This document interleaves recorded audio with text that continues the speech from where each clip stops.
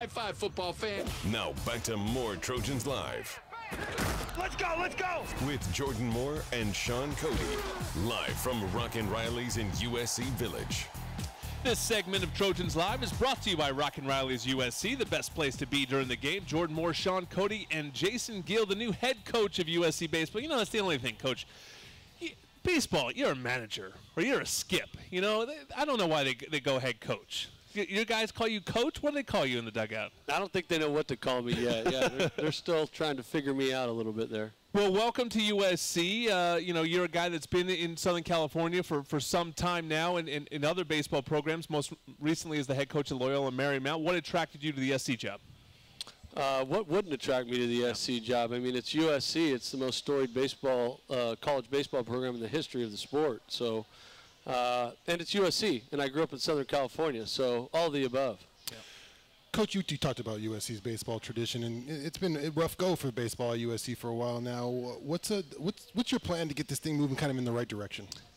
Just to start, I'm going to try to bring back the standards that were set by the players that were here before, and try to bring back a level of excellence that I think's been lost in the shuffle somehow. So I'm just going to do it the way I know how to do it, with holding the young men accountable and responsible and teaching them to be young men, basically.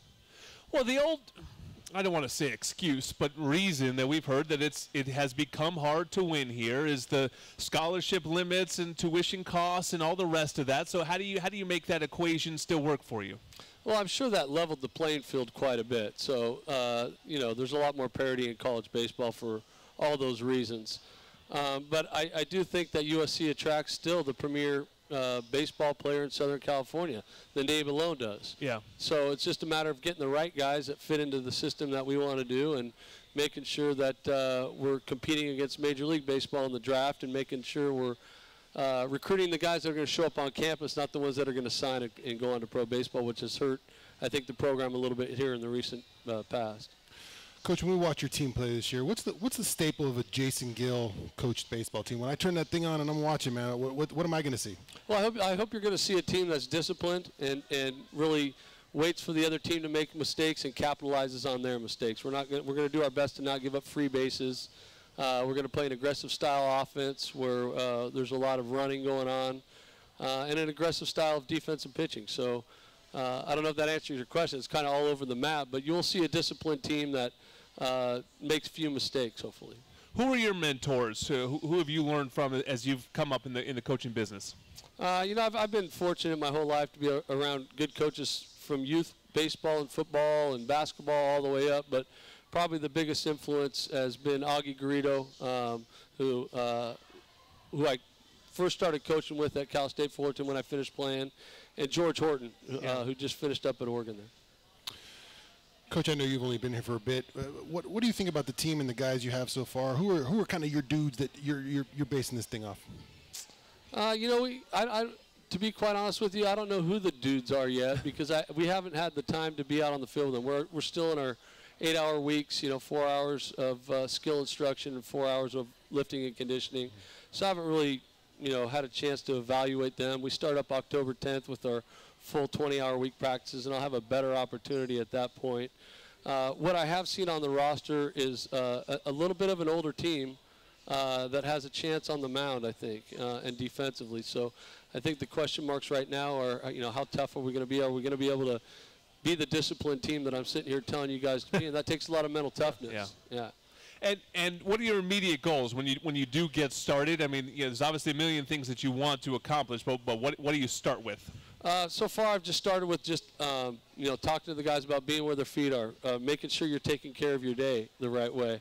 And I know it's probably cliche or sounds simple, but I think we're trying to master simple right now, and just making sure that we're treating people right, making sure we're holding our appointments on campus with tutors and things like that, and just trying to do things right. And I think if you're doing things right in your life every day, you have a chance to do things right on the baseball field when it's game time. Becoming a young man, right? Exactly. These are skills you have to learn. Right.